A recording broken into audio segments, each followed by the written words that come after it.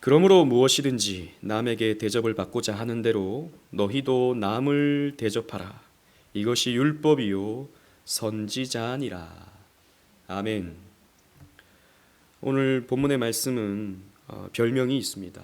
소위 황금률이라고 하는 별명을 가진 말씀이죠.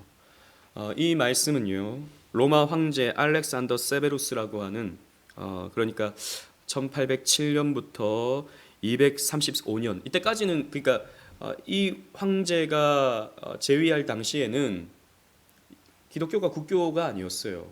그러함에도 불구하고 이 사람은 이 예수님의 말씀을 굉장히 인상 깊게 받고 이 말씀을 자신의 그 왕궁의 한 벽에다가 금으로 새겨 놓았습니다. 그래서 이제 이 귀절이, 오늘 본문의 이 귀절이 황금률이라고 하는 별명을 얻게 된 것이죠. 그래서 오늘 본문의 말씀은요, 역사 속에서 신자나 혹은 신자가 아니다 하더라도 굉장히 많은 사람들에게 사랑을 받았던 말씀입니다.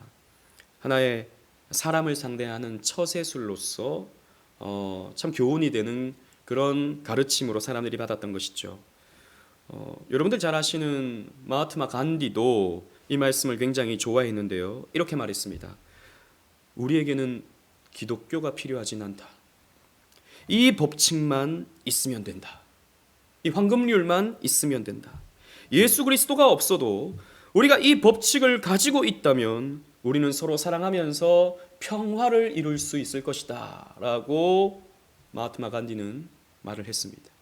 이것이 우리가 사랑하며 평화하며 살아갈 수 있는 열쇠다, 이 말씀이야말로. 그런데 굳이 이 말씀을 지키는 데 있어서는 예수는 필요 없다, 기독교는 필요 없다, 이런 말을 했던 것이죠. 그런데 여러분 한번 생각해 보십시다. 오늘 본문의 말씀이 좀 더 나은 인간관계를 위한 처세술을 가르쳐주는 말씀일까요? 이 세계 평화를 위해서 우리가 좀 더 안락하게 살아갈 수 있는 방법을 가르쳐주는 그런 정도의 예수님의 가르침일까요?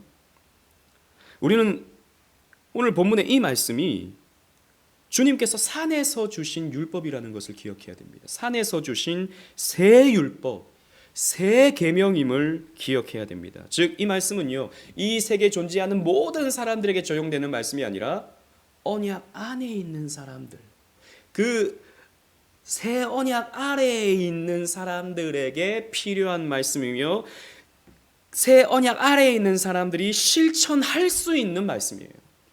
그러니까 불신자들은 이 말씀을요, 사실 모르는 겁니다. 표면적으로는 알 수 있겠지만 이 말씀의 깊이를 모르는 것이죠. 은혜에 젖어 있는 우리 주님의 명령입니다. 은혜가 담겨 있는, 그 십자가의 은혜가 담겨 있는 우리 주님의 윤리, 우리 주님께서 가르쳐 주신 윤리의 말씀이다라는 것이죠. 자, 그렇다면 주님께서 말씀하신 진리는 무엇이겠습니까? 오늘 말씀을 곰곰이 살펴보면서 은혜를 나눠보고자 합니다. 앞에서 말씀드린 대로 많은 사람들이 이 말씀을 사람을 대하는 처세술의 지혜를 주는 격언이라고 생각을 해요. 그리고 여러 종교, 여러 철학에서 이렇게 언급된 여러 격언들과 비슷한 내용의 말씀이라고 생각을 합니다. 예를 들자면 여러분 공자의 논어를 보시면 이런 글귀가 있어요. 중국 춘추 시대에 위나라의 유학자 자공이라는 사람이 있었는데요. 이 사람이 공자에게 이렇게 질문을 했습니다. 선생님, 제가 평생에 실천할 수 있는 한마디의 문장이 있다면 어떤 문장을 저에게 주시겠습니까? 제가 꼭 실천해야 될, 꼭 기억해야 될 한마디의 문장을 좀 일러주십시오 라고 했을 때 공자가 이렇게 말했다고 합니다. 기소불욕 물시어인. 여러분 주보에 있죠? 순서지에 있죠? 기소불욕 물시어인. 이 말은요, 자신이 바라고 원하지 않는 일이나 당해서 싫은 일을 누군가 대신해 주기를 바라지도 마라. 타인에게 강요하지도 마라. 내가 싫은 것 다른 사람한테 요구하지 마라. 이런 말입니다. 여러분 어떻습니까? 예수님의 말씀과 조금 비슷하지 않나요? 한편으로 보면 뭐 비슷한 것 같은데, 내가 원하지 않는 것 다른 사람한테도 구하지 마라. 다른 사람에게 강요하지도 마라. 비슷한 것 같죠? 유대교에서도 이런 비슷한 가르침이 있습니다. 예수님께서 태어나시기 전에 유대교의 랍비 중에 힐렐이라는 랍비가 있었는데요. 이 힐렐이라는 사람도 비슷한 말을 했습니다. 누군가가 힐렐에게 가서 율법 전체가 가르쳐주는 것이 무엇입니까? 라고 이렇게 힐렐에게 물어봤었는데요. 이렇게 답을 했습니다. 당신이 싫어하는 일을 이웃에게 행하지 마라. 너가 싫어하는 것이라면 그거 다른 사람한테 그렇게 행하지 마라 라고 가르쳐 주었던 것이죠. 여러분 어떻습니까? 내가 대접받고 싶은 대로 다른 사람에게 대접하라 라는 말씀과 좀 일맥상통하지 않습니까? 자, 보세요. 공자는요, 예수님 탄생 500년 전에 존재했던 분입니다. 500년 전. 힐렐은요, 뭐 자세히 그 사람이 언제 있었는지 알 수는 없지만 적어도 예수님 이전에 존재했던 랍비였다는 것은 분명합니다. 예수님 이전에 이런 가르침이 다 있었어요. 그러면 예수님은 그런 가르침을 그냥 이렇게 다시 반복한 것에 불과한 것입니까? 아니죠. 여러분 한번 보십시오. 이런 공자라든지 힐렐 같은 경우에 이런 인생의 스승들이 가르쳐주는 처세술이 어떤 것을 의미하고 있죠? 이런 것입니다. 상대방을 대할 때 상대방의 입장을 좀 공감해줘라. 내가 이렇게 했을 때 저 사람이 기분 나쁠 것 같으면 그것을 좀 공감해주면서 나라도 저러면 좀 기분 나쁘겠다. 그러면 그렇게 하지 말아야지 라고 생각하면서 저 사람의 입장에서 한 번 더 생각해주고 저 사람이 이 말이라든지 이 행동을 듣거나 보았을 때 어떤 감정일지를 한 번 더 생각해서 그래서 함부로 상대를 대하지 않도록 해라 라는 이런 말씀 아닙니까? 여러분 좋은 말씀이죠. 이 시대에도 필요한 격언일 것입니다. 훌륭한 가르침에는 분명하죠. 그러나 여러분 잘 한번 보세요. 이런 가르침은 예수님의 가르침과 차이가 있어요. 이에 대해서 D.A. 카슨이라고 하는 신약학자는요 이렇게 설명을 했습니다. 잘 들어보십시오. 본문의 황금률은 자귀의 죄뿐만 아니라 부자기의 죄까지도 지적하고 있다. 뭐 설명을 들으니까 무슨 말인지 더 모르겠어요. 그렇죠? 자기의 죄뿐만 아니라 부자기의 죄까지도 지적하고 있다라는 겁니다. 자, 그러면 이 자기의 죄, 부자기의 죄를 설명해 드리겠습니다. 자기의 죄라는 말은 어떤 의도를 가지고 적극적으로 짓는 죄를 말하고 있어요. 그러니까 내가 저 사람을 죽여야겠다라고 생각해서 의도를 가지고 사람을 죽였어요. 그것은 그 사람의 자기의 죄입니다. 그런데 부자기의 죄는요 이런 것입니다. 마땅히 해야 할 행동을 하지 않음으로써 하나의 소극적인 것이죠. 해야 되는 행동인데 하지 않았어요. 이것은 부자기의 죄가 되는 것입니다. 예를 들자면 여러분 요즘에 문제가 되고 있는 아동학대 이런 것들을 한번 생각해 보십시오. 아동을 학대하는 것, 아이를 때리고요, 아이를 집어 던지고요, 정말 상상하기도 싫지만 그런 아이를 막 발로 밟고요. 이런 것은요 자기의 죄입니다. 그런데 그 가정 안에 그렇게 적극적으로 폭력에 가담하진 않지만 그것을 지켜보는 다른 한 가족이 있다고 쳐봅시다. 그걸 그냥 지켜만 보고만 있어요. 신고하지도 않고 저항하지도 않고 그냥 가만히 지켜만 보고 있습니다. 이건 어떻게 되는 것이죠? 이것은 부자기의 죄가 되는 것입니다. 자, 그러면 갑자기 D.A. 카슨은 왜 자기의 죄와 부자기의 죄 이것을 설명하면서 예수님의 말씀은 부자기의 죄까지도 포함하는 것이다 라고 설명하는 것일까요? 이런 것입니다. 인생의 교사들은요, 즉 공자라든지 힐렐이라든지 이런 사람들은 이렇게 가르치는 것이죠. 내가 받고 싶지 않은 것은 다른 사람에게도 행하지 말라라고 가르치면서 수동적인 가르침을 주고 있는 거예요. 그러니까 네가 싫어하는 것 다른 사람한테도 하지 마 라는 수동적인 가르침을 주고 있다라는 것입니다. 여기에 반면에 예수님의 가르침은요 상당히 적극적입니다. 보십시오. 당신이 대접을 받고 싶은 대로 다른 사람을 대접하시오 라고 하는 명령을 주고 있다라는 것입니다. 여러분 이 예수님의 말씀의 방점은 어디에 있습니까? 남을 대접하라 라는 말씀에 방점이 있어요. 어떻게 그럼 남을 대접해야 됩니까? 당신이 대접을 받고 싶은 대로 다른 사람을 대접하십시오. 자, 그렇다면 부자기의 죄까지도 포함하고 있다라는 거예요. 그러니까 다른 사람을 대접하지 않으면 어떻게 되는 것이죠? 죄가 되는 것이죠. 내가 받고 싶은 대로 다른 사람을 대접하지 않으면 죄가 되는 것입니다. 인생의 스승들의 가르침은요, 내가 싫은 것 다른 사람한테도 하지 않으면 되는 겁니다. 가만히 있으면 어떻게 되죠? 가만히 있으면 문제가 없어요. 가만히 있으면 됩니다. 내가 하기 싫은 것 다른 사람한테 하지 말라 그랬으니까 나는 그냥 가만히 있으면 피해를 주지 않는 거잖아요. 그러면 오케이, 잘한 겁니다.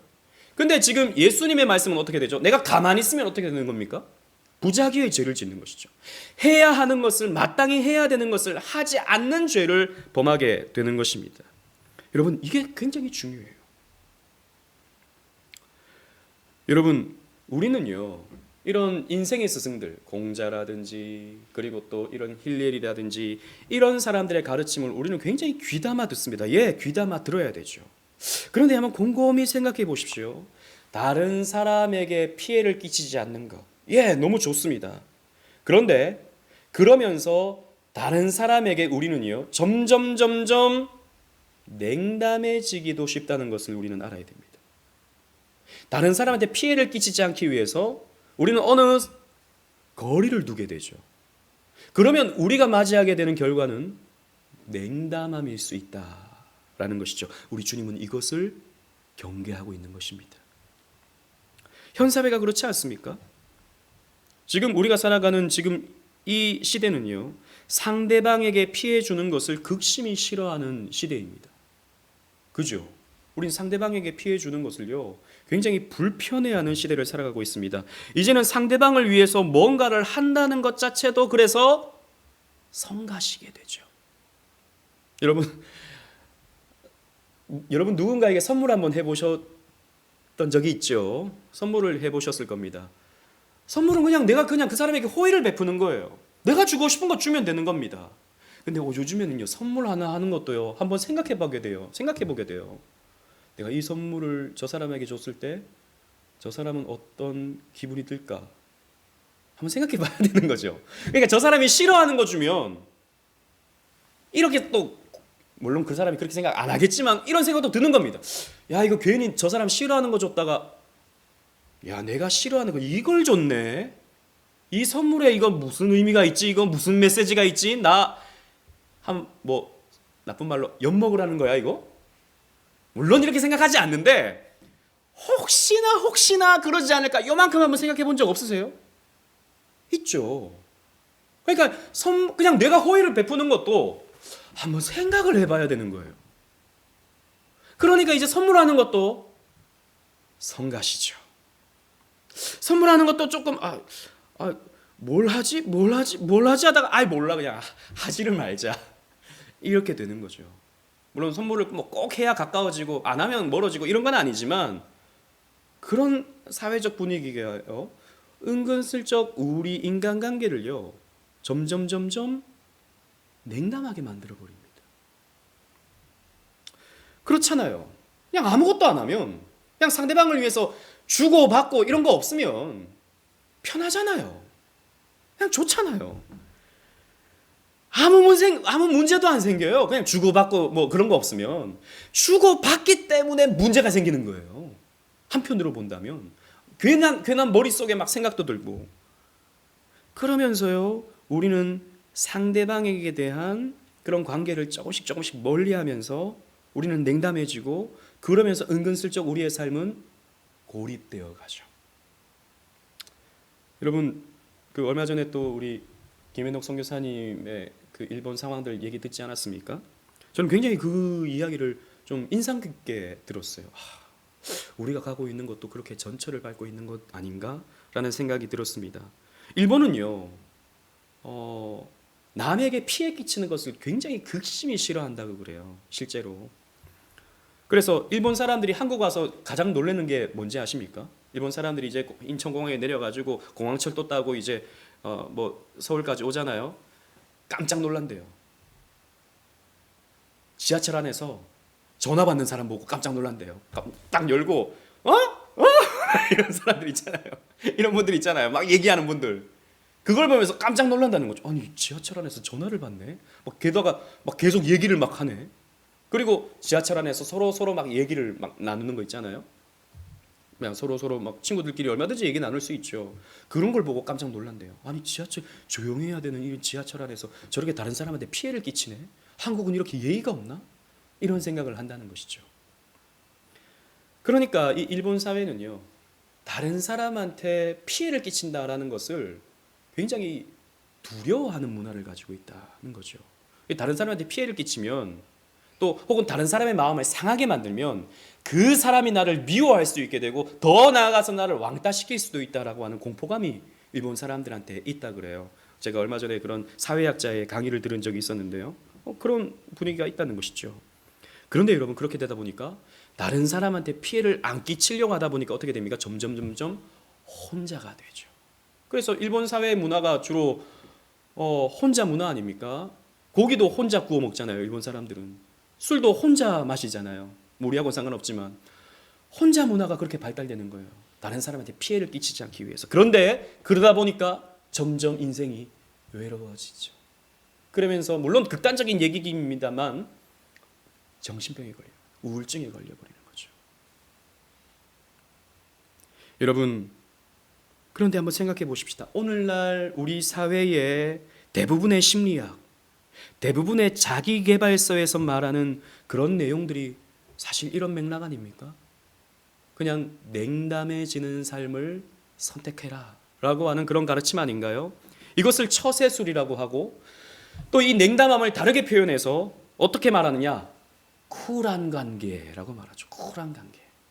그러니까 남녀 간에도 옛날에는 서로 죽고 못 사는, 그래서 이제 남자가 여자에게 우리 그만 헤어져 그러면 막 울면서 아니 나를 어떻게 버리냐고 막 우리 그런 드라마 많이 보잖아요. 영화 이런 걸 보면서 막 마음 아파하고 그 사람 막 생각하고 막 남자도 뒤에서 막 눈물 흘리고 막 이런 것들을 우리는 아름다운 어떤 그 사랑의 관계라고 표현하는데, 요즘에는 야, 그렇게 하면 상처받으니까 안 돼.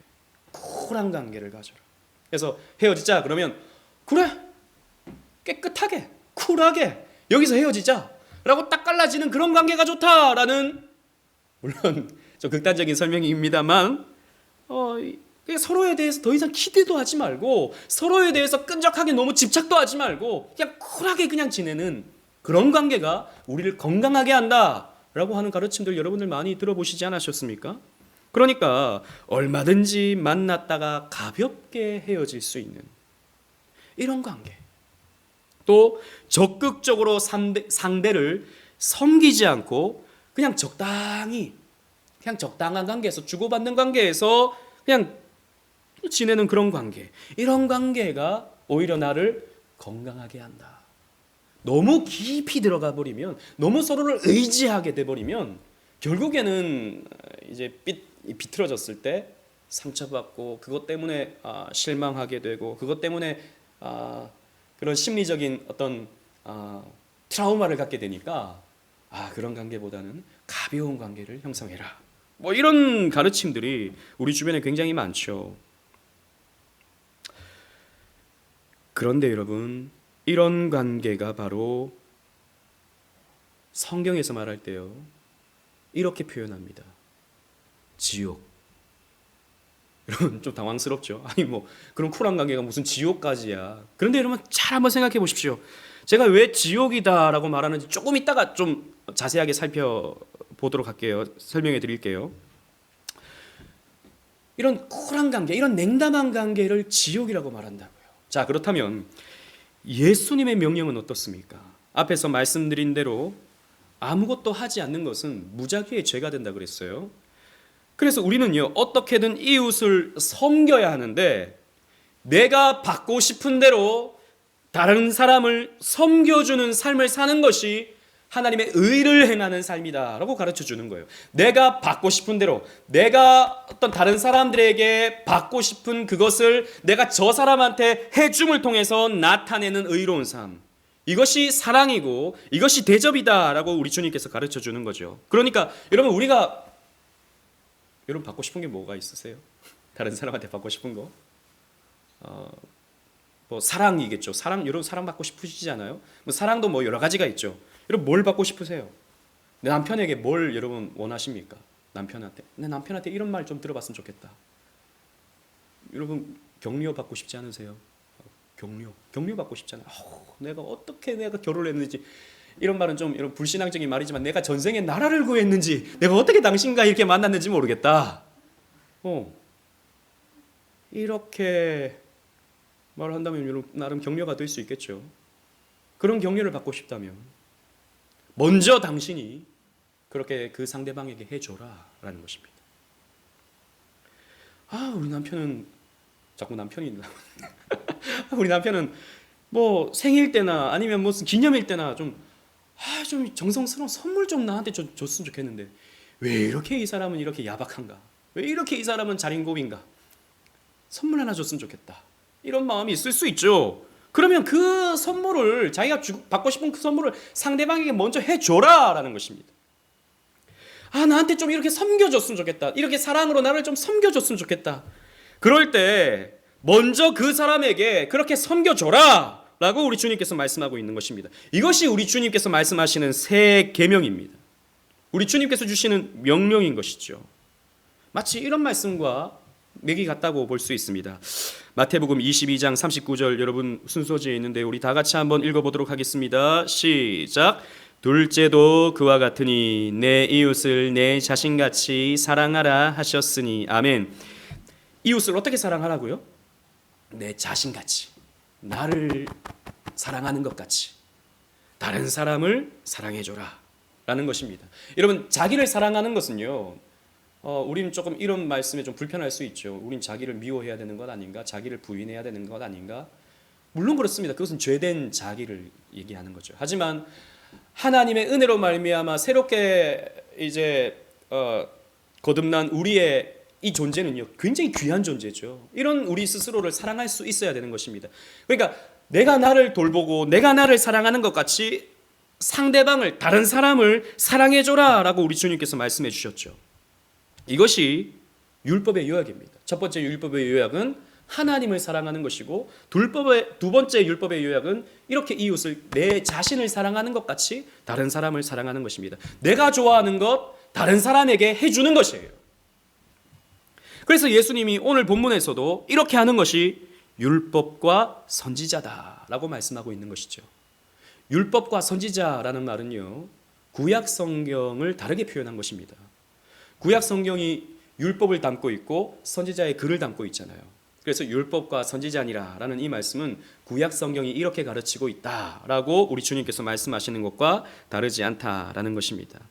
그래서 아까 우리가 살펴봤던 마태복음 22장 39절도 이 율법과 선지자를 요약할 때 내 이웃을 자신의 몸과 같이 다른 사람을 사랑하는 것이다 라고 우리 주님께서 가르쳐 주신 것입니다.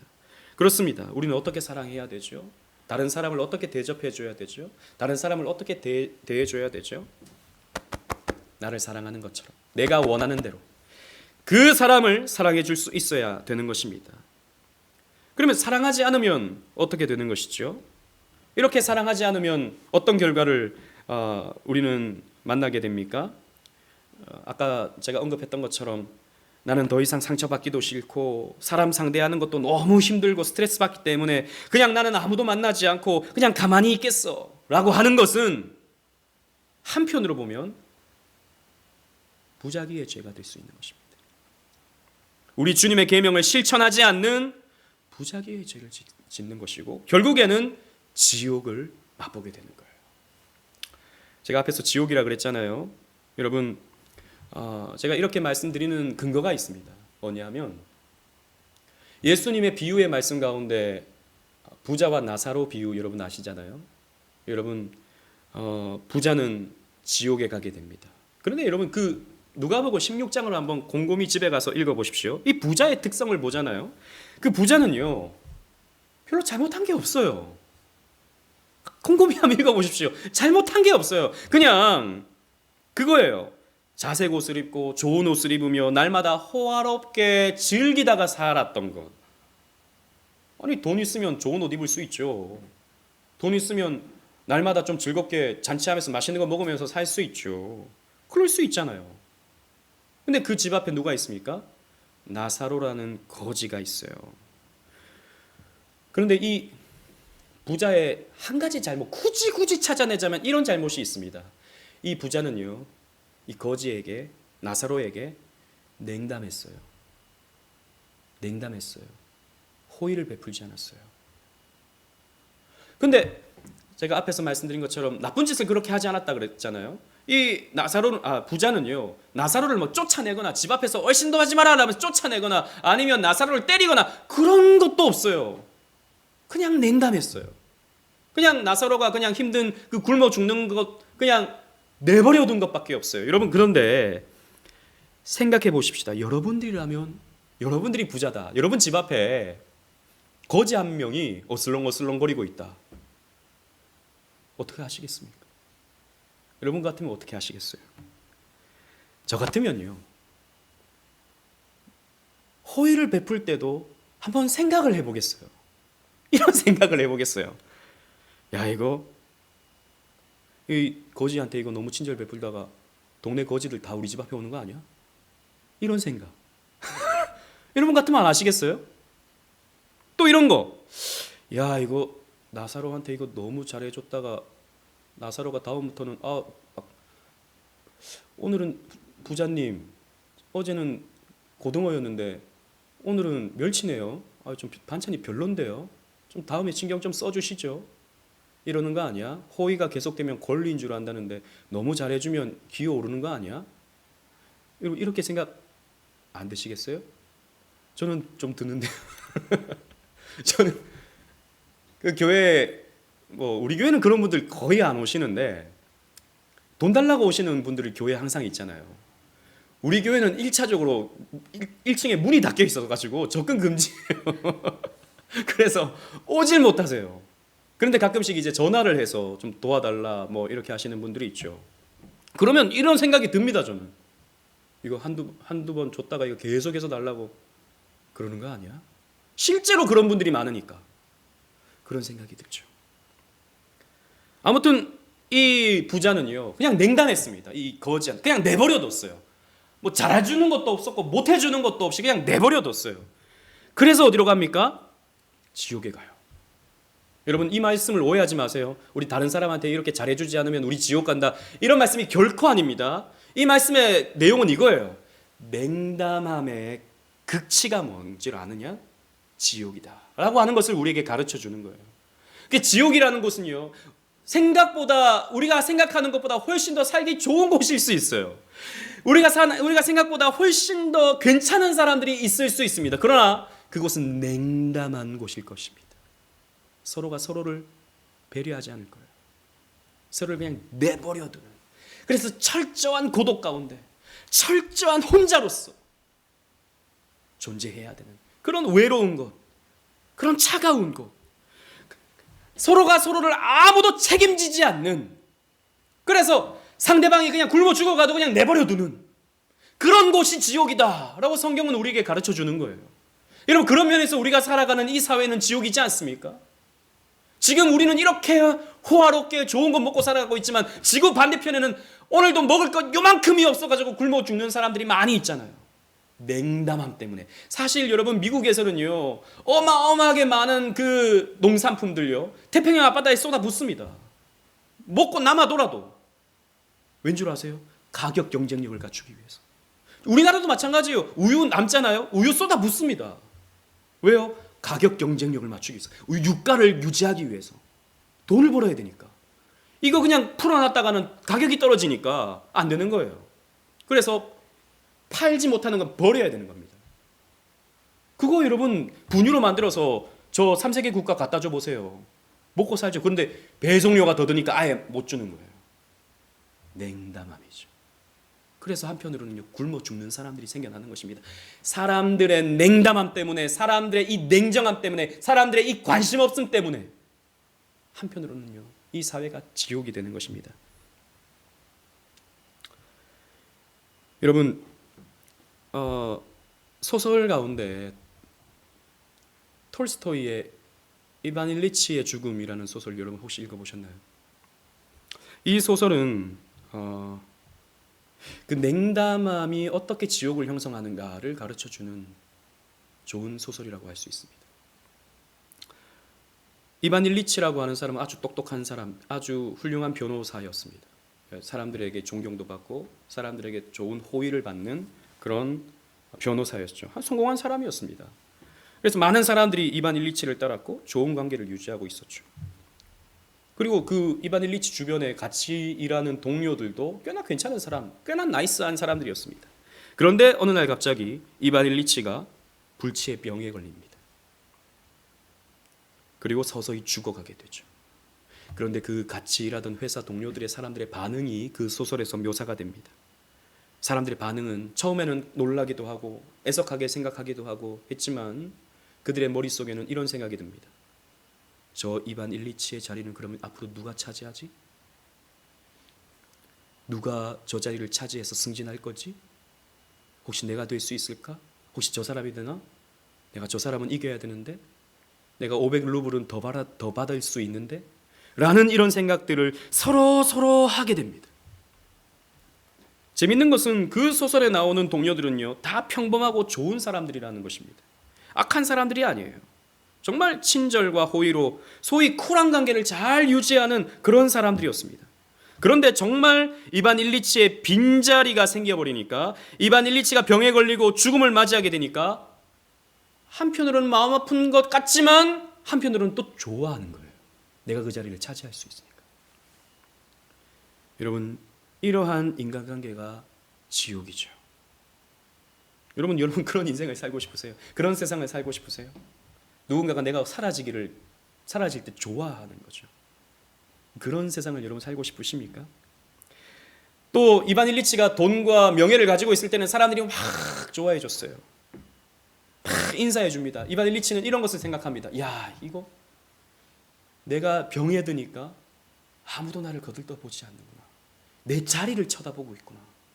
내 자리를, 내가 사랑받을 수 있었던 것은, 내가 관심받을 수 있었던 것은 내 자리였구나 라는 것에 허무함을 느끼게 돼요. 이반 일리치가 죽어가면서. 여러분, 그런 인간관계를 여러분 갖고 싶으십니까? 그래서 사람들은 이렇게 말하죠. 그러니까 죽을 때까지 그래도 돈을 좀 꽉 쥐고 있어야 그래도 죽을 때까지 사람 대접받는 거 아닌가, 이렇게 말을 하기도 합니다. 그런데 여러분 생각해 보세요. 내가 돈을 꼭 쥐고 있어서 내가 사람 대접받습니까? 아니요. 내가 쥐고 있는 그 돈이 대접을 받고 있는 거예요. 나는요, 사라지길 바라죠. 왜? 내가 쥐고 있던 그 손을 다른 사람이 가져가려고. 비참하지 않나요? 이런 계산적인 관계를 유지하고 싶으십니까? 아무도 그러지 않을 것입니다.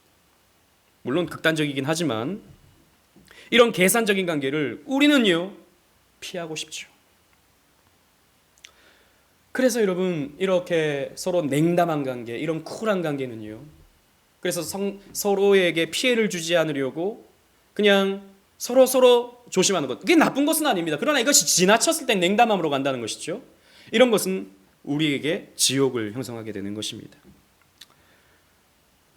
우리는요, 오늘 이 말씀을 들으면서 그렇지, 우리는 그렇게 냉담하게 살 수 없지, 우린 지옥을 살 수 없지, 천국을 살아야지, 우리 주님 말씀대로 살아야겠다, 그 무엇이든지 남에게 대접을 받고자 하는 대로 너희도 남을 대접하라, 아멘. 그런데 그랬을 때 그럼 나는 어떻게 되지? 이런 생각을 하기가 쉽습니다. 그죠? 대접하라 라고 했는데, 여러분 그 다음 말씀을 보십시오. 그 다음에 뭔가 나올 것 같지 않아요? 대접하라, 그리하면 너희도 그렇게 대접을 받으리라, 이런 말씀이 있을 것 같지 않습니까? 그런데 그 말씀이 있어요, 없어요? 없어요. 그런 말씀이 없어요. 우리는요, 말씀을 읽을 때도 내가 바라고 원하는 말씀을 마치 있는 것처럼 끼워 넣어서 생각하는 경향이 간혹 있습니다. 이 본문이 그렇다는 것이죠. 그래서 그 다음에 좀 뭔가 좀 플러스 알파가 있을 것 같은데 없으니까 좀 왜 없지? 이런 생각이 우리에게 드는 것이죠. 그냥 이것이 율법이요 선지자니라 라는 말씀만 있습니다. 즉 이것은 명령이다, 이것을 시행하라 라고 하는 말씀만 있는 것이죠. 여러분, 그렇습니다. 우리가 남을 대접하는 삶을 살 때, 그러면 그 사람이 그것을 알아주고 고마워하면서, 아이고 이 사람은 정말 나를 이렇게 사랑해 주는구나, 라고 생각하면서 그 상대방이 나에게 보상을 해주느냐? 그렇지는 않다라는 것입니다. 안타깝지만 그렇진 않아요. 사람으로서는 보상이 없습니다. 여러분, 그래서 여러분들이 누군가에게 호의를 베풀 때 그 사람에게 보상을 바라서는 안 됩니다. 내가 이만큼 해줬으니까 저 사람도 나한테 이 정도는 해줘야 돼 라고 생각하면서부터 우리는 계산이 시작되죠. 계산이 시작되면서 우리의 관계는요, 깨어집니다. 그 다음부터는 서로가 서로를 필요로 하는 관계, 서로를 이용하는 관계가 돼버리고 말죠. 그래서 여러분, 바울은 참사랑에 대해서 이렇게 말했습니다. 고린도전서 10장 33절에 참사랑은 자기의 유익을 구하지 않는 것이다 라고 했죠. 그 고린도전서 13장 사랑장에서 그렇게 설명하고 있습니다. 내 유익을 구하지 않는 거예요. 그냥 사랑하는 거예요. 목사님, 그러면 그거 누가 하려고 하겠습니까? 저라도 하기 싫겠어요. 여러분, 이런 생각이 혹시 드시지 않으시나요? 그런데 여러분, 사람은요, 내가 베푸는 호의에 대해서 반응하지 않을 수 있습니다. 물론 반응할 수도 있어요. 하지만 반응하지 않을 수도 있어요. 그런데요, 하나님은 그것을 알아주십니다. 아니, 목사님, 그런 말씀은 없잖아요. 그냥 여기서 끝나잖아요. 율법과 선지자니라 여기서 끝나잖아요. 목사님, 그런데 무슨 근거로 그렇게 말씀하시죠? 라고 여러분들 생각이 드실 수도 있는데요. 여러분, 이 본문의 맥락을 한번 생각해 보십시오. 맥락. 이 말씀이 어떠한 맥락 가운데 주신 말씀인지 여러분 한번 생각해 보시라는 겁니다. 앞에서 우리 지난주에 어떤 말씀 들었죠? 구하라, 찾으라, 두드리라. 그러면 너희에게 주실 것이요, 열릴 것이요, 찾을 것이요 라고 하는 말씀을 우리 주님께서 주셨습니다. 그리고 마지막에서 그 구하는 자에게 좋은 것을 너희 아버지께서 주신다라고 하는 말씀을 받았어요. 그죠? 그래서 여러분, 오늘 본문에 어떻게 연결되고 있습니까? 그러므로 너희가 남에게 대접받고 싶은 대로 너희도 다른 사람에게 대접하라 라고 이렇게 말씀을 주신다라는 거죠. 칼빈 선생님은요, 이 11절과 12절은 전혀 다른 문맥이라고 설명을 했어요. 그러니까 기도에 대한 말씀이 11절까지, 그리고 다른 사람에게 우리가 어떻게 섬겨야 되는지에 대한 말씀이 12절 말씀. 그래서 각각의 다른 말씀이다, 이렇게 설명을 했어요. 죄송하지만 저는 칼빈의 그 요만큼도 따라가지 못하는 무식한 목사지만, 그러나 그 설명만큼은 저는 칼빈은 틀렸다고 봐요. 고신의 변종길 교수님은요, 이렇게 설명을 하십니다. 여러분, 순서지에 제가 실어놨는데요, 같이 눈으로 따라 읽어보시겠습니다. 이렇게 설명하셔요. 앞에서 예수님께서는 우리에게 좋은 것을 기꺼이 주시는 선한 아버지에 대해서 말씀하셨다. 그래서 우리 성도들은 아무 값 없이 하나님의 사랑과 은혜를 풍성히 받았으며 또 지금도 받으면서 살아간다. 그렇다면 이렇게 많은 은혜를 거저받아 누리는 우리는 다른 사람들을 향하여 어떻게 행해야 하겠는가?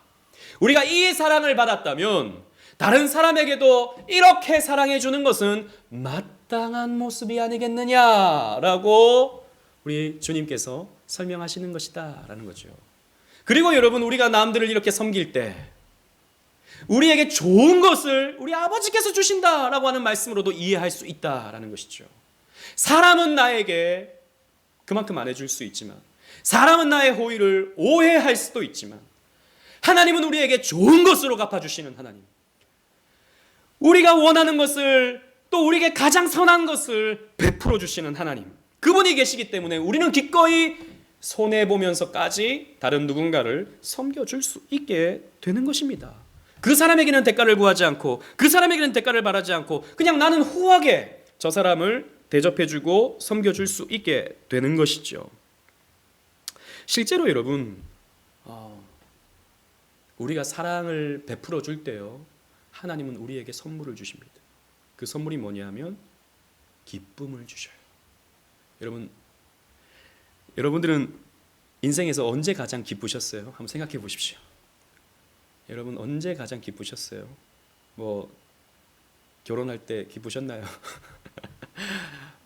기뻤을 수도 있죠. 그런데 이제 우리가 보통 기쁠 때 그런 거죠. 우리 아이가 처음 태어났을 때, 그 아이가 처음 태어나서 빵긋빵긋 웃으면서 엄마 이랬을 때, 그리고 아장아장 막 기어다니면서 처음 걸음걸이를 하면서 엄마 아빠한테 탁 안길 때, 그때 여러분 좀 속된 말로 막 미치죠. 너무 이뻐서 미칩니다. 너무 애가 사랑스러워서 감당을 못해요. 여러분, 그 아이가 나에게 뭔가를 뭐 주나요? 주는 거라면 웃는 거, 나한테 안겨주는 거, 이것도 주는 거라면 주는 거겠지만 나한테 물질적으로 혜택을 주는 건 하나도 없어요. 오히려 물질적으로 내 것을 빼앗아가지. 내 시간을 빼앗아가죠. 내 열정을 빼앗아가죠. 내 돈을 아이가 빼앗아갑니다. 인간적으로 본다면 손해 그 자체예요. 그러니까 요즘 그 젊은 사람들은 결혼하는 것도 싫어하고 아이 낳는 것도 싫어하죠. 왜? 내가 손해본다고 생각하니까. 그런데 여러분, 그 아이가 그렇게 빵긋빵긋 웃어주면서 나한테 탁 안기고 또 엄마 엄마 할 때, 아빠 아빠 할 때, 그 기쁨은요, 다른 무언가를 내가 얻는다 하고 저 뭐 일본 가서 여행하고 저 미국 가서 여행하고 저 우주 가서 달나라를 여행한다 하더라도 얻을 수 없는 기쁨이에요. 그렇지 않나요? 아닌가? 우주가 좋은가? 아니잖아요. 최고의 영광은요, 내가 사랑을 쏟아부을 때 얻을 수 있는 거예요. 내가 사랑을 쏟아부을 때. 여러분, 그래서 그 연애도 마찬가지죠. 연애도 처음에 이제 그 20대 초반 뭐 그리고 그 20대 이럴 때는 막 가슴이 막 벅차오르죠. 막 처음에 연애할 때는 있는 거 없는 거 막 다 갖다 바치고 막 전화하고 싶고 뭐 하고 싶고 뭐 하고 싶고 하루 종일 그 사람과 시간을 보내고 싶고 마음을 막 다 쏟아냅니다. 그런데 나이가 점점 먹어가면 먹을수록 현실을 보기 시작하죠. 아, 이거 다 쏟아줘 봤더니 이거 상처만 남네. 결국에는 버려지네. 라고 생각하면서 그 다음부터는 계산하기 시작합니다. 저 사람이 나한테 뭘 해줄 수 있을까? 저 사람이 해주는 만큼 나도 저 사람한테 해줘야지. 라고 하는 관계를 가지기 시작합니다. 그런데 문제는 그렇게 계산적인 관계로부터 시작될 때 그런 사랑의 영광을 누리지 못한다는 거예요. 정말 그 사람은 그냥 약간 너무 유치하고 어려서 그런지 모르지만 마음을 다 쏟아낼 때는 그 사람과 함께 있는 그 시간이 천국이고 그 사람과 데이트하는 그 시간이 그냥 너무너무 좋은 거예요. 그런데 저 사람이 오늘 돈을 쓰나 안 쓰나, 나한테 밥 사주나 안 사주나, 내가 밥 사주면 내가 차를 사주고 이렇게 계산하는 관계로서 데이트를 하잖아요. 그러면 그 데이트 시간은 지옥이에요. 부부관계도 마찬가지입니다. 내가 그냥 저 사람을 위해서 정말 사랑하는 마음으로 내가 저 사람을 섬겨줘야지 라고 하면서 섬겨줄 때는요, 우리는 마음이 천국을 얻을 수 있고요. 저 사람이 왜 나한테는 이렇게 안 해주지? 나는 저만큼 내가 희생했는데, 내가 이만큼 수고했는데 왜 저 사람은 나한테 반응해주지 않지? 라고 스트레스를 받기 시작하면 그때부터는요, 부부관계가 지옥이에요. 그런 것입니다. 사랑은요, 내 마음을 쏟아낼 때 영광을 맛볼 수 있는 것이죠. 사랑이라는 것은 계산하지 아니하고 자기 유익을 구하지 않고 내 마음을 쏟아낼 때 기쁨을 맛볼 수 있는 것입니다. 그런데 지금의 세상은 자꾸 손해보지 마. 네가 할 수 있는 만큼만 해. 네가 상처받지 않을 만큼만 해. 라고 말하죠. 그런데 생각해 보십시오. 정말 사랑하는 관계가 되면요, 그렇게 쿨해질 수 있습니까? 그렇게 가벼운 관계로 그냥 할 수 있는 겁니까? 우리 아이가 이제 초등학교 고학년쯤 되니까 공부에 대한 스트레스를 받기 시작해요. 공부에 대한 스트레스. 그러니까 막 잘하고 싶은데 생각만큼 이게 안 따라주니까 이제 힘든 거죠, 애가. 그런데 공부하는 걸 너무너무 또 힘들어해요. 그러면 쿨하게, 아빠는 쿨하게, 그래, 공부가 인생의 다냐, 하지마. 공부하지 마. 공부하지 말고 놀아.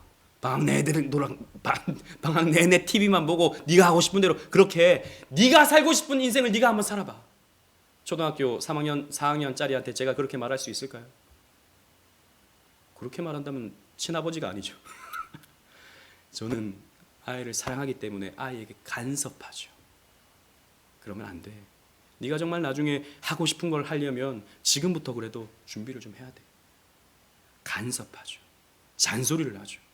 또 때로는 아이가 놀기만 하고, 제가 잔소리는요, 진짜 공부에 대한 잔소리, 이런 말 하니까 좀 하는 사람처럼 들릴 수도 있겠지만 공부에 대한 잔소리는 거의 안 해요. 제가 잔소리하는 건요, 성경 읽으라는 잔소리를 제가 너무 해가지고 애들이 또 성경 읽는 걸 또 아빠 잔소리로 들을까 봐 그게 좀 걱정이 되는데, 아무튼 아이들의 영혼을 생각하면 잔소리를 할 수밖에 없죠. 여러분 그렇지 않습니까? 쿨한 관계가 되나요? 정말 사랑하면? 아니요. 정말 사랑하게 되면요, 쿨한 관계를 가질 수가 없습니다. 그냥 가볍게 그냥 하고 싶은 대로 하게 내버려두는 이런 관계는요, 될 수 있지가 않아요. 그래서 여러분, 우리는 마음을 다 쏟아낼 때 그제서야 행복을 맛볼 수 있고 천국을 맛볼 수 있는 자들입니다. 그런 면에서 가장 이 천국의 기쁨을 누리시는 분은 우리 하나님이세요. 하나님은요, 계산하지 아니하고 우리에게 사랑을 쏟아부어 주시는 분이시기 때문입니다. 우리가 연약한 모습, 부족한 모습, 때로는 정말 믿는 자로서 하지 말아야 될 그런 모습을 나타내 보인다 하더라도 하나님은 우리를 버리지 아니하시며 우리에게 한량없는 은혜와 사랑을 베풀어 주시는 그런 하나님이시기 때문입니다. 보상을 원하지 않으세요. 하나님은 뭐 조건을 달지 않으십니다. 그냥 우리에게 사랑을 다 쏟아부어 주시는 하나님이십니다. 그래서 예수님은요, 기뻐하셨어요. 십자가에서 기뻐하셨어요. 이사야 53장 11절 말씀에, 이 말씀은 예수님에 대한 예언의 말씀이죠. 이렇게 설명하고 있습니다. 우리 다 같이 한번 읽어보도록 하겠습니다. 이사야 53장 11절 시작. 그가 자기 영혼에 수고한 것을 보고 만족하게 여길 것이라. 나의 의로운 종이 자기 지식으로 많은 사람을 의롭게 하며 또 그들의 죄악을 친히 담당하리로다. 아멘. 자기 영혼에 수고한 것을 보고 만족하신다, 기뻐하신다, 행복해하신다 라는 거죠. 예수님은요, 누구보다도 행복하셔요. 왜? 예수님은 누구보다도 사랑하시는 분이시기 때문입니다. 그 어떤 누구보다도 사랑을 쏟아부으시는 분이 우리 예수님이시기 때문입니다. 그래서 예수님은 가장 큰 행복을 가지신 분이세요. 말씀을 맺겠습니다. 하나님은 사랑이시죠. 너무나도 잘 알고 있는 말씀입니다. 삼위 하나님은 서로를 영원부터 사랑하셨고 그 사랑을 흘려보내시기 위해 우리를 창조하셨습니다. 그래서 우리는요, 사랑할 때 그리고 사랑받을 때 가장 행복을 누릴 수 있는 존재입니다. 우리는 사랑받는 것에는 욕심을 내지만 사랑을 하는 데는 때로는 피곤함을 느끼죠. 저 사람이 먼저 사랑을 해줘야 내가 사랑해 줄 것 아니냐 라고 말하는데 성경은 그렇게 말하고 있지 않습니다. 네가 먼저 사랑해줘라. 네가 먼저 호의를 베풀어줘라. 네가 먼저 섬겨줘라. 네가 먼저 격려해주고 당신이 먼저 그렇게 선물을 줘라. 그러면 내가 너희들에게 기쁨의 상을 주겠다. 행복을 주겠다. 내가 너에게 좋은 것을 베풀어 주겠다 라고 우리 주님께서 말씀해 주고 있는 것입니다. 그래서 한편으로 보면요, 우리 그리스도인들의 삶은 굉장히 미련하고 또 손해보는 그런 모습처럼 보입니다. 바보스럽죠. 그냥 뭐 있는 거 없는 거 다 퍼줘. 여러분 오늘 말씀에 오해하면 안 됩니다. 있는 거 없는 거 다 퍼주세요. 그게 사랑입니다. 그냥 단순하게 그렇게 설명해 주는 말씀이 아니죠. 우리의 자세를 설명하고 있는 것입니다. 어떤 자세로 우리가 상대방을 대할 것인가. 계산하지 말고 뭔가 이런 냉담함 속에서 관계를 유지하지 말고 먼저 우리 안에 있는 이 사랑으로 상대방을 배려해주고 격려해주고 사랑해주고 품어주고 아껴주는 이러한 모습을 보여줘라. 저 사람이 안 해준다 하더라도 하나님께서 갚아주시겠지라고 생각하면서 그 넉넉한 마음을 잃지 마라. 우리 주님께서 이렇게 가르쳐주는 것입니다. 여러분 그렇습니다. 그렇게 할 때 하나님께서 저와 여러분들의 영혼을 채우실 것입니다. 사랑으로 채우시고요, 진정한 행복과 기쁨이 뭔지 맛보게 해주실 것입니다. 이 기쁨을 누리며 살아가는 저와 여러분들 되시기를 주님 이름으로 축원합니다. 아멘.